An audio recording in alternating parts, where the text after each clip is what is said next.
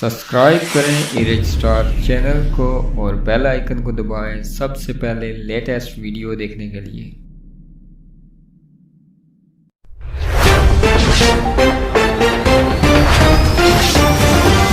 پاکستان مسلم league نون کے سابق chairman overseas investment board و سابق سینئر نائب صدر مسلم لیگ نون برطانیہ راجہ فزارت کیانی کی پورے خاندان اور دیگر ساتھیوں سمیت پی ٹی آئی کشمیر میں شمولیت کا اعلان کر دیا۔ باقاعدہ اعلان پی ٹی آئی کشمیر کے صدر برسٹر سلطان محمود چودھری کی موجودگی میں اسلام گڑھ اونچی لس جلسہ نما شمولیت تقریب کے موقع پر کیا۔ اس موقع پر راجہ دریز خان چودھری اللہ داد، راجہ ساجد، راجہ منصف خان، راجہ جاوید کیانی، راجہ محمد اقبال، راجہ رضوان، راجہ عصفان کیانی، راجہ شہزاد کیانی، راجہ بشارت کیانی، راجہ گلریز کیانی، راجہ جنید کیانی، راجہ محمد الیاس کیسر شہزاد، راجہ زیارت، راجہ کمران عدالت، راجہ عثمان عدالت، صاحب شاہ چودھری محمد جان چودھری، عبدالشکور چودھری گل سراج، راجہ